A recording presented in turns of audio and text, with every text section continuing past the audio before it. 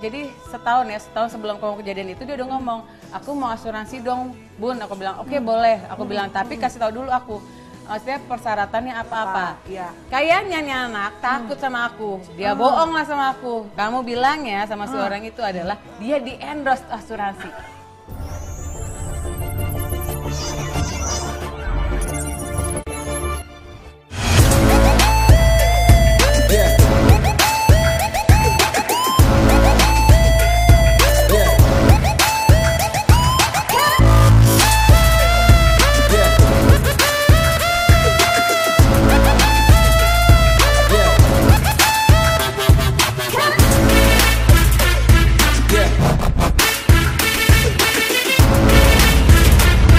Pasca keduanya diduga saling unfollow akun sosial media. Rumah tangga Indra Bekti dan Aldila Jelita dikabarkan tengah berada di tubir kehancuran.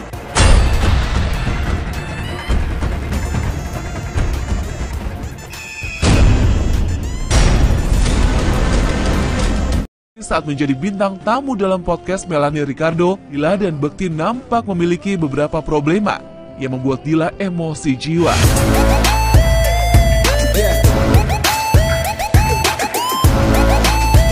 Pertama, Dila emosi karena Indra Bekti telah berbohong tentang asuransi kesehatannya.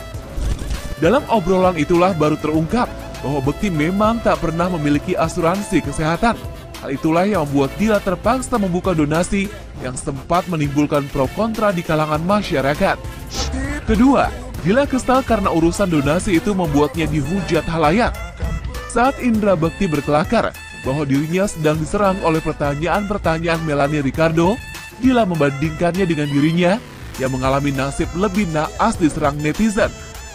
Dan satu lagi yang membuat Bekti dan Dila bertengkar, yakni emosi Bekti yang nampak labil pasca mengalami pendarahan di otak. Dan pada 14 Februari kemarin pun rekam lonjakan emosi Bekti saat dihalangi oleh keluarga saat hendak melakukan sesi wawancara dengan para awak media. Yang menjadi pertanyaan besar, benarkah Bekti dan Dila tak lagi tinggal serumah? Mungkinkah Dila begitu tega meninggalkan Bekti yang telah 12 tahun bekerja banting tulang untuk keluarga? 12 tahun kebersamaan tentu bukan waktu yang sebentar. Telah begitu banyak kisah yang dilalui Dila dan Bekti. Mulai dari Bekti yang selalu setia mendampingi Dila saat Dila mengidap paru-paru basah. Sejak awal pernikahan hingga sempat kehilangan buah hati yang menjadi pengalaman begitu menyesakan. Dan betapa usaha kerasnya mereka hingga dikaruniai 2 buah hati yang cantik jelita.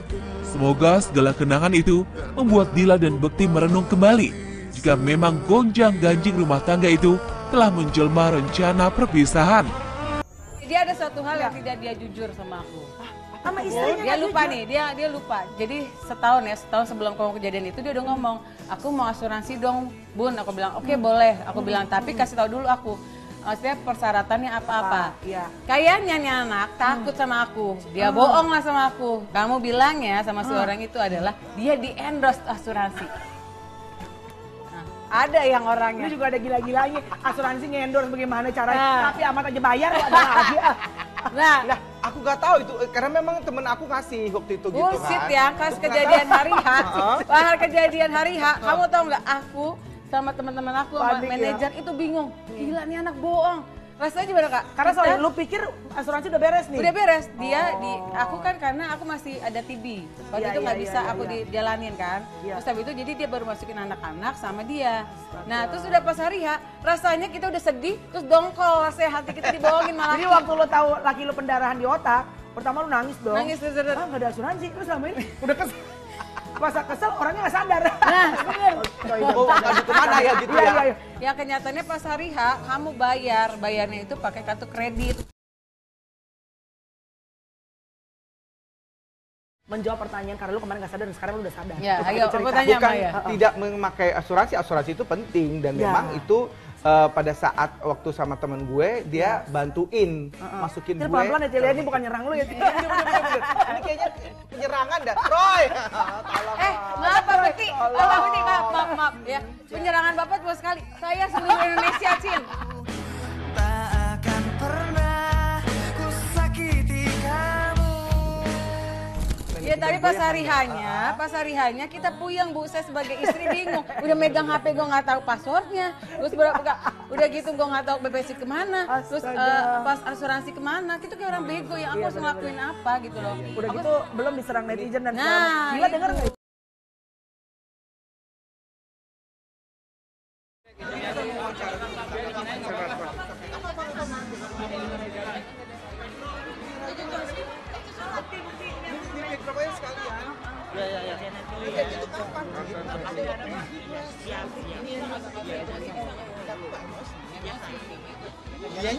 Enggak, maksudnya mau jagain dulu biar Mas Reza dulu. Iya.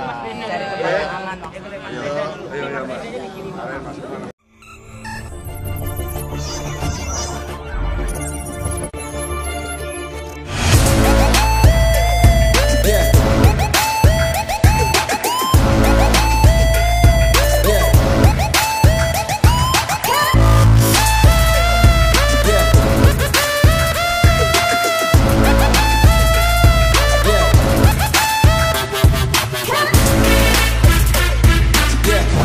Zaskia Gotik sudah lama tak muncul di layar kaca sejak hamil dan melahirkan anak keduanya.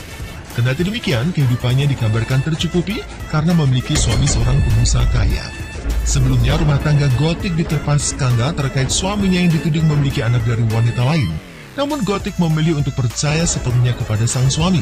Dan baru-baru ini, Gotik secara mengejutkan menjual rumah miliknya hingga membuat netizen menuding bahwa sang suami, Sirajuddin Mahmud, jatuh bangkrut.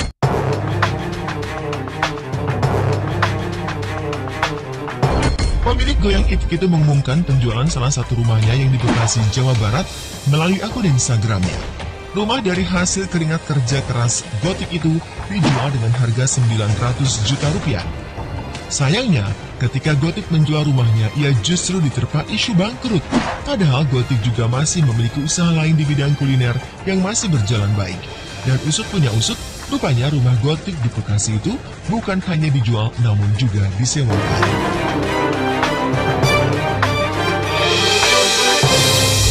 Sebelum kabar tentang Zaskia Gotik menjual rumah di kampung halamannya, ia juga sempat menjual mobil mewahnya.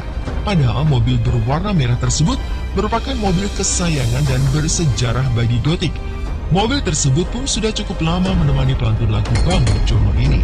Rela menjual barang-barang miliknya yang memiliki banyak kenangan itu, membuat dugaan rumah tangganya mengalami kesulitan ekonomi semakin kuat. Sementara itu, Sirajuddin pun dikabarkan masih menjalani kesibukannya sebagai pengusaha dan sering pergi keluar kota untuk pekerjaannya tersebut. Sedangkan Gotik tampaknya tak ingin menanggapi perihal kabar tak sedap yang menerpa keluarganya. Ia memilih fokus untuk kembali kurus dan memiliki tubuh yang ideal seperti dahulu.